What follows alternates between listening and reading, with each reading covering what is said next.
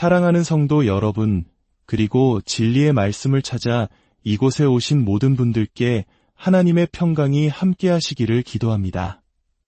오늘 우리는 기도의 신비롭고 위대한 힘에 대해 함께 나누고자 합니다.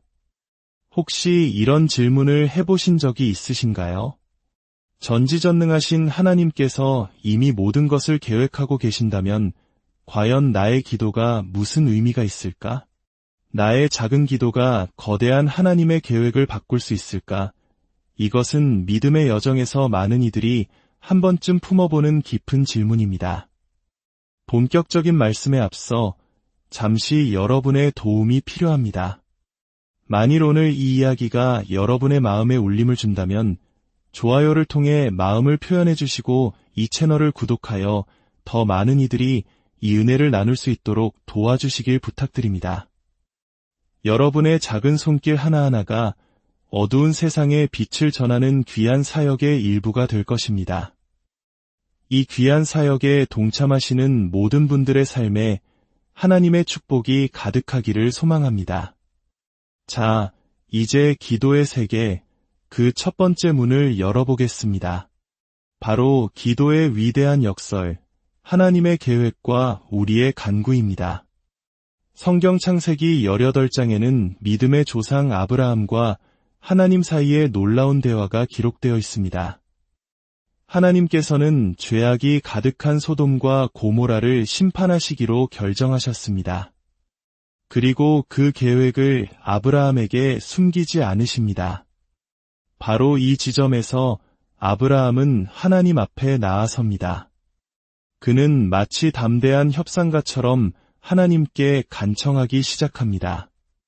주님, 의인 10명이 있다면 그 도시를 용서하시겠습니까? 하나님께서는 그렇다고 약속하십니다. 아브라함은 멈추지 않습니다.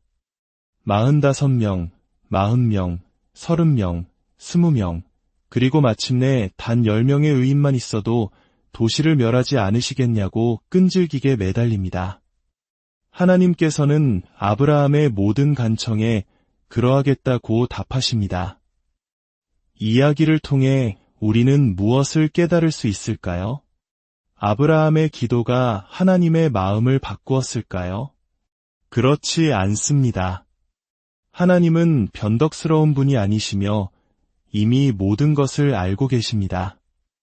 오히려 이 대화는 다른 진실을 우리에게 보여줍니다. 하나님께서는 아브라함의 기도를 통해 당신의 자비롭고 긍휼이 넘치는 성품을 드러내셨습니다. 또한 아브라함이 당신의 계획에 동참하도록 이끄셨습니다. 하나님은 목적뿐만 아니라 그 목적을 이루는 수단과 과정까지도 계획하십니다. 만약 소돔에 의인 10명이 있었다면 그들이 구원받는 것은 아브라함의 기도라는 수단을 통해 이루어졌을 것입니다. 우리의 기도는 하나님의 절대 주권을 침해하는 것이 아니라 오히려 그분의 위대한 계획 안에서 우리가 맡은 신성한 역할인 셈입니다. 마치 아버지가 자녀에게 일부러 질문을 던져 대화에 참여시키고 그 과정을 통해 사랑을 확인시켜주는 것과 같습니다. 이것이 바로 기도의 신비입니다. 우리는 모든 것을 이해할 수 없지만 우리의 간절한 기도가 결코 헛되지 않으며 하나님의 위대한 이야기 속에서 중요한 한 부분을 차지하고 있음을 믿어야 합니다. 그렇다면 두 번째 질문으로 넘어가 보겠습니다. 왜 우리는 기도해야만 하는가? 기도는 영혼의 호흡과 같습니다. 이것은 선택이 아닌 필수입니다. 우리에게 가장 완벽한 기도의 모범을 보여주신 분은 바로 예수 그리스도이십니다. 그분은 하나님과 온전히 하나이셨음에도 불구하고 누구보다 간절히 기도하셨습니다. 마가복음 1장을 보면 예수님께서는 피곤한 몸을 이끌고 새벽 미명에 일어나 한적한 곳으로 가셔서 기도하셨습니다. 십자가의 고난을 앞둔 겟세마네 동산에서는 땀방울이 핏방울처럼 되도록 간절하게 기도하셨습니다. 생각해 보십시오. 하나님의 아들이신 예수님께서도 기도가 반드시 필요하셨다면 연약하고 죄 많은 우리에게 기도는 얼마나 더 절실하겠습니까? 기도는 단순히 무언가를 얻어내기 위한 수단이 아닙니다. 기도는 하나님을 향한 우리의 믿음의 표현이며 그분께 전적으로 의지하고 있다는 신뢰의 고백입니다. 어떤 분들은 이렇게 말할지도 모릅니다. 기도할 시간이 없어요. 너무 바빠요. 하지만 이는 마치 숨 쉴 시간이 없어요 라고 말하는 것과 같습니다. 육신이 살기 위해 호흡이 필요하듯 우리의 영혼은 기도를 통해 살아 숨쉬고 하나님과 연결됩니다. 우리가 누리는 특권이 얼마나 놀라운지 아십니까?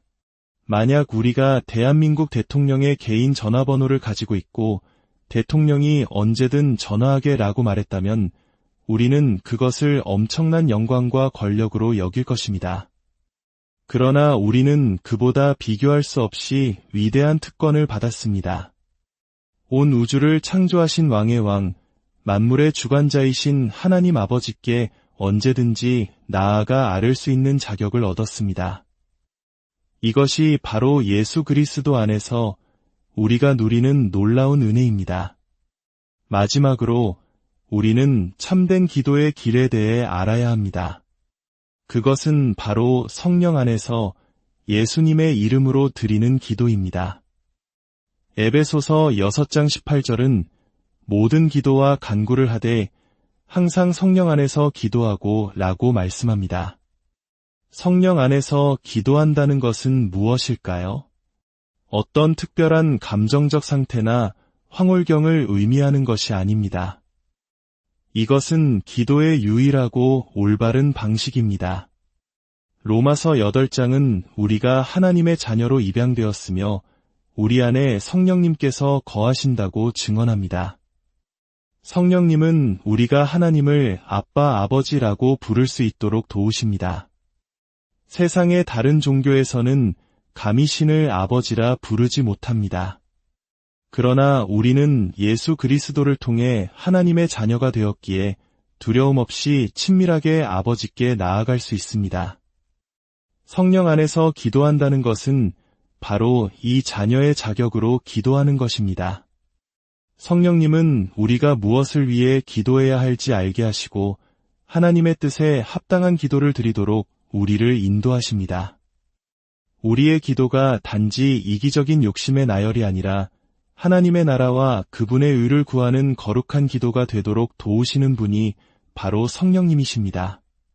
그리고 우리는 예수님의 이름으로 기도합니다. 이것은 주문처럼 기도의 마지막에 붙이는 형식적인 문구가 아닙니다. 예수님의 이름으로 기도한다는 것은 나의 공로나 자격이 아닌 오직 예수 그리스도의 십자가 공로에 의지하여 하나님 앞에 나아간다는 신앙 고백입니다. 우리는 죄인이기에 거룩하신 하나님 앞에 스스로 설 수 없습니다. 그러나 예수님께서 우리와 하나님 사이의 유일한 중보자가 되어주셨습니다.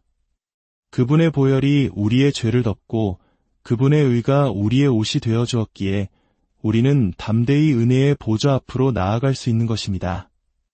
따라서 예수님의 이름으로 기도하는 것은 우리의 기도가 들릴 수 있는 유일한 근거가 예수 그리스도이심을 인정하는 행위입니다. 사랑하는 여러분, 기도는 신비로운 하나님의 역사에 동참하는 길이며 우리 영혼의 필수적인 호흡이고 성령의 도우심과 예수님의 공로에 힘입어드리는 거룩한 활동입니다. 혹시 지금 기도의 문이 막혀 있다고 느끼십니까? 무엇을 기도해야 할지 막막하게 느껴지십니까? 괜찮습니다. 모든 것을 다 이해하고 기도할 필요는 없습니다. 그저 어린아이가 아버지의 무릎에 앉아 자신의 소원을 속삭이듯 단순하고 진실한 마음으로 하나님 아버지께 나아가십시오.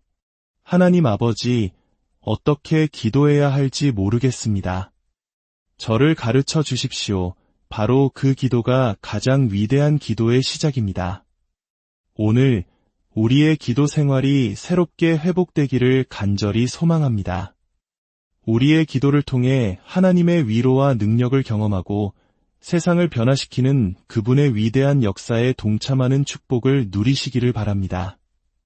주 예수 그리스도의 은혜와 하나님 아버지의 무한하신 사랑과 성령님의 교통하심이 이 말씀을 듣는 모든 분들의 삶과 가정 위에, 그리고 여러분의 모든 기도, 제목 위에 지금부터 영원까지 함께 하시기를 축원합니다.